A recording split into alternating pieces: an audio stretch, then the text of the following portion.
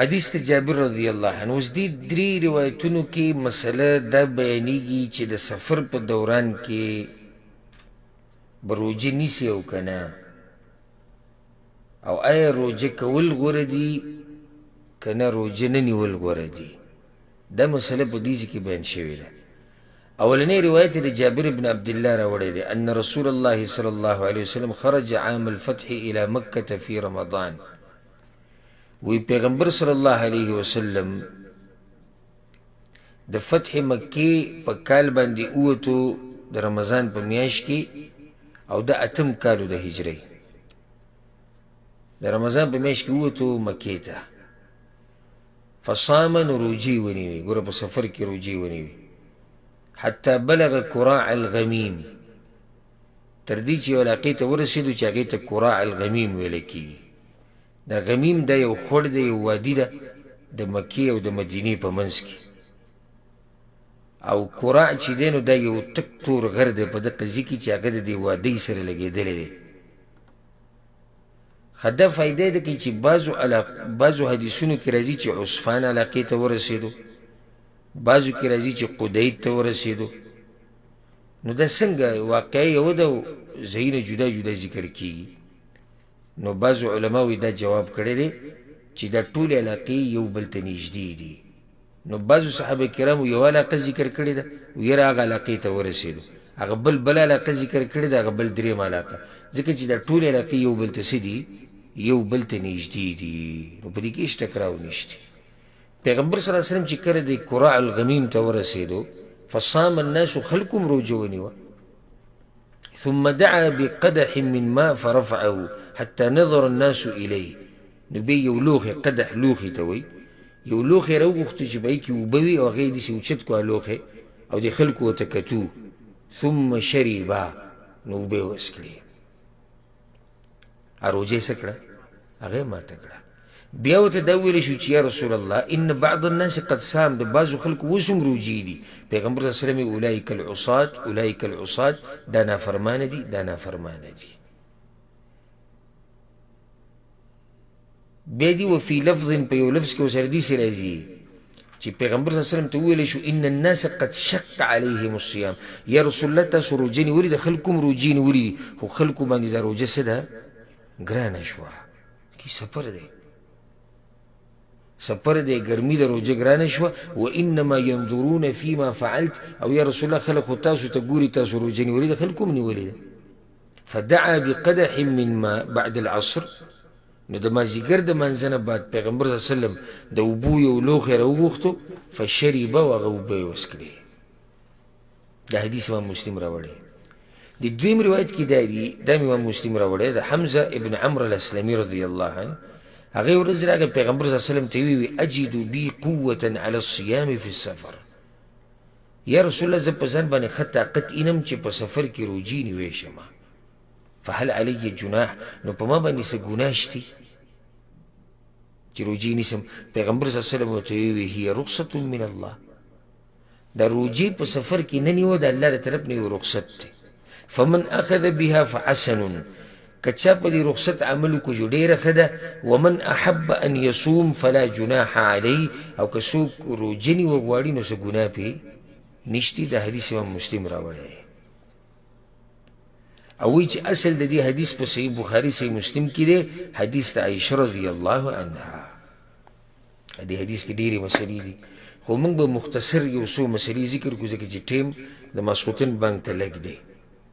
یو څو مسلې به مختصر ذکر کړو. اولنۍ مسله هغه دا ده، د دې نه دا واضح شوه د دې حدیثونو نه چې مسافر سره اختیار شتي که روجه نیسي او که نه نیسي. یو روایت کې واضح دقه شان راغلي، پیغمبر صلی الله علیه وسلم د حمزه ته ویلي، صحابي ته د تپوس یې چې وکړو چې یا رسول الله زه په سفر کې یم او روجه نیسم که نه؟ نو پیغمبر صلی الله علیه وسلم ورته ان شئت فصم و ان شئت فافطر، که دې خوښی روجې نیسه او که دې خوښی مه نیسه، اختیار دی تا ته. نو اول خو دا مسله ثابته شوه، مسافر که روجه نیوه غواړي ودې نیسي، که نه یې نیسي نه دې نیسي، وروسته دې بیا قضا راوړي. او دا خبره خو الله په قرآن کې هم کړې ده ومن كان مريضا او على سفر فعدة من ایام اخر. بعض علماء ګوره دا ویلي دي په سفر کې روجه د سره نه قبلیږي اگر که د هغوی قول کمزوری دی. نیو خو دا مسله دی نه واضح شو. اوس راځو دویمې مسلې ته، اهمه مسله چې غوره کومه یوه ده.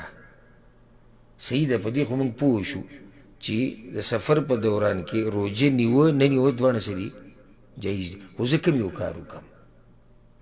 زه روجه ونیسم او که زه روجه نه نیسم.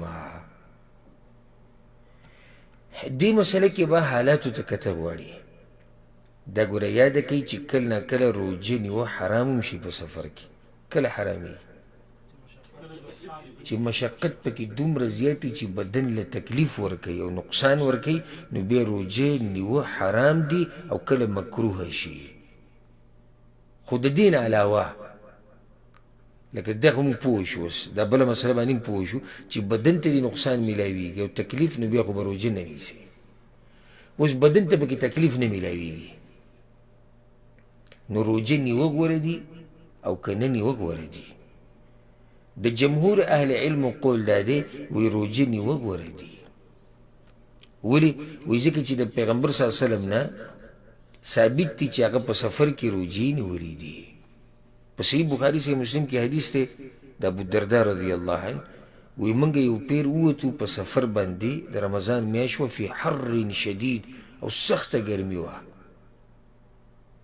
تر دې چې موږ د خپل لاسونه دا موږ په سر باندې یخودي وو د ډېرې ګرمۍ د لاسه. وما فینا صائم الا رسول الله صلی الله علیه وسلم، او په موږ کې صرف او صرف د پیغمبر صلی الله علیه وسلم روجه وه. نو هغوی وګوره دا وی پیغمبر صلی الله علیه وسلم طریقه ده، هغه به په سفر کې روجې نیوي. بله وی روجه نیوه په دې غوره دي چې وروسته قضا راوړه بیا ګراني، وروسته قضا راوړه هغه بیا ګراني چې سړی ځان له روجې نیسي. نو اوس موقع ده روجې ونیسه. او بعضو خلکو دا خبره کړې ده، وی نه جي روجه ماتول غوره دي. ولې؟ وی ځکه چې دا یو رخصت ته الله ورکړی ده، او حدیث کې راځي چې الله دا خوښوي چې زه چې کوم رخصت ورکړم چې خلک پې څه وکړي، عمل پې وکړي. دریم قول دا دی، او دا ښکلی قول دی، او دا د عمر بن عبدالعزیز او امام مجاهد، امام قتاده، ابن المنذر، دی ټول نه نقل دی. هغه دا دی چې غوره پکې هغه یو دی کوم چې ده ته اساني، غوره کار هغه یو دی کوم چې د مسافر ته اساني. او دا ښکلې خبره ده، د مسافر ته دا مسافر حال ته دا خبره راجع ده. که چېرته ته دا وې چېر زه وروسته روجې بیا نشم نیوی او بیا راته ګرانې او اوس راته ښه سهولیت دی او ښه اسانتیا ده، بس روجه ونیسه. که وایي چې نه نه نیسم او سفر دی او ستړی کېږم او تنګېږم او وږی کېږم او تږی کېږم، بس مې نیسه. او دا قول راجح دی، والله اعلم. دلته دا فایده ده کې زموږ د عوام اکثر دا تپوس کوي، وایي چې یو سړی داسې کار کوي چې په مخه دی په سفر باندې، نو آیا دا رخصت د ده دپاره په مخه دی؟ او دا رخصت د ده دپاره په مخه دی. بله خبره ورسره دا یاده کوي چې څوک د سفر په دوران کې روجه نه نیسي، نو هغه ته به په بد نظر نه ګوري، ځکه چې هغه له دا رخصت چا ورکړی؟ دوره الله ورکړی، دا رخصت ولې شریعت ورکړی دی. او ځکه پیغمبر صلی الله علیه وسلم چې کله یو سړی ولیدو په سفر کې روجې نیولې او بیا بېهوشه شوی پروت و، خلکو پې څادرې نیولې، نو پیغمبر صلی الله علیه وسلم وایي په سفر کې روجه نیول څه داسې دومره لویې نیکي خو نه ده. لیس من البر الصیام فی السفر، په سفر کې روجه نیول څه دومره لویې نیکي خو نه دی چې ته په ځان باندې دومره سخته تېره کړه. نو بعض خلک هغه خلکو ته په سپک نظر ګوري یا بد ورته ګوري چې کوم خلک په سفر کې روجه نه نیسي. لکه ته ورته ولې په بد نظر ګوري؟ چې الله یو سړي له اجازت ورکړي، د الله پیغمبر صلی الله علیه وسلم یو سړي له اجازت ورکړي، نو ما او تا سره بیا دا اختیار نشتی چې موږ په دې مسله کې ګوتې ووهو. پوه شوې په دې مسله باندې که نه؟ ښه، دلته فایدې دپاره به یو مسله ذکر کړو.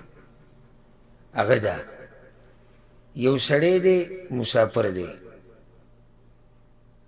او د ورځې خپل ملک ته یا علاقې ته راورسېدو، روجې کې لا ټیم پاتې دی او د روجې نه وه، مسافر و، روجې نه وه نیولې، او د ورځې په دې دوران کې د خپل کور ته راورسېدو، نو په ده باندې خو روجې شتي، لازم به دی دې ورځې په بدله کې روجې نیسي. خو دا باقي چې څومره ټیم دی په دې کې د خوراک او څښاک کولی شي او که نه، دغې چې خپل ځای ته راغی، نو بعضو علماو دا ویلي دي چې دی به احترام کوي د دې زمانې او د دې وخت، نو څه به نه خوري او نه به څسکي. او بعض علما دا وایي، دا د امام مالک او د امام شافعي قول دی، وایي نه، چې شریعت ول اجازت ورکړی دی او دی اوس واپس راغی، روجې نه ده نیولې، نو دا باقي ورځ روجه نیوه، خوراک او څښاک بندول، داسې بې دلیله کار دی. او صحیح خبره هم دا ده، صحیح خبره او مضبوطه هم دا ښکاري، والله اعلم. شیخ ابن عثیمین هم دې له ترجیح ورکړې ده چې یو سړی مسافر دی او روجې نه ده نیولې او خپل ځای ته راورسېدو او په ورځ کې څه ټیم پاتې دی نور ډوبېدو پورې، نو د هغه وخته پورې دی خوراک او څښاک کولی شي. په دې باندې به اکتفا وکړو، او باقي چې کومې مسلې دي هغه به انشاءالله سبا بیانو. سبا به انشاءالله د 15 نمبر حدیث نه شروع کوو، د عبدالله بن عباس رضی الله عنهما. الله دې موږ پوه کړي په قرآن او په حدیث باندې، او الله سبحانه وتعالی دې موږ ټولو ته علم نافع نصیب کړي. هذا والله أعلم، وصلى الله وسلم على نبينا محمد وعلى آله وصحبه أجمعين.